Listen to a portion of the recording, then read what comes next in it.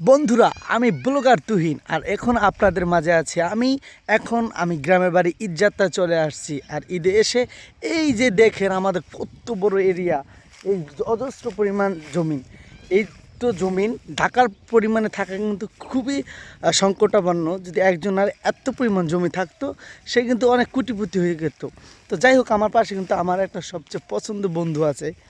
তো আমাদের এই গ্রামে গরু ছাগল এই বিভিন্ন জিনিস থাকে।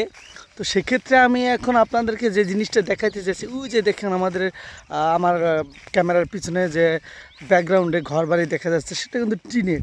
তো গ্রামের বাড়িগুলো কিন্তু এরকমই হয়। জানি না কার কার গ্রামের বাড়ি এরকম হয়, আমাকে অবশ্যই জানাবেন কমেন্ট করে। তো এখন আমার দেখাবো আমাদের এই যে বিলের অপর সাইড, যেটা দক্ষিণ অঞ্চল, দক্ষিণ পাশ। এই দক্ষিণ পাশে দেখে গেলে দেখেন কলা গাছের। তো এখানে জীবন আমাদের একদম মানে খাঁটি কলা, যেটা আমাদের বরিশালে একমাত্র পসিবল। অন্যান্য এলাকায় হইতে পারে, কিন্তু ঢাকা শহর যখন এই কলাগুলা যাওয়া হয়, তখন কিন্তু অরিজিনালভাবে যায় না। তো সেক্ষেত্রে আপনি আমাদের এই জমিনে আরও কিছু দেখতে পাবেন, মানুষ চাষাবাদ করছে। এই যে বিভিন্ন ডাল, তারপর তরমুজের চাষ করা হয়েছে। তো এই চাষগুলো কিন্তু আমরা একসময় আমাদের ওই ঢাকা অঞ্চলে কিংবা অন্যান্য দেশে এটা যায়। তো সেক্ষেত্রে মানুষ এগুলো খেয়ে কিন্তু অতটা তৃপ্তি পায় না, কারণ এটা সরাসরি খাওয়ার একটা আমেজ মজা আলাদা। আর এটা যদি কিছুদিন পর যায়, তখন কিন্তু খাওয়াটা এরকম থাকে না। তো আমাদের এই গ্রামে যে জমিনগুলো আছে, এটা কিন্তু পুরো আমাদের একটা অংশ। এই জমিটা কিন্তু আপনারা শেষ করতে পারবেন না।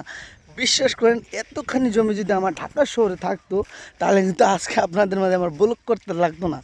তো যাই হোক, আমি ব্লগ করি আমার শখের ইচ্ছায়, ভালোবাসার ইচ্ছায়, আপনাদের মাঝে থাকার জন্য। তো সেক্ষেত্রে আপনারা আমাকে ভালোবাসবেন, এটাই আবার স্বাভাবিক।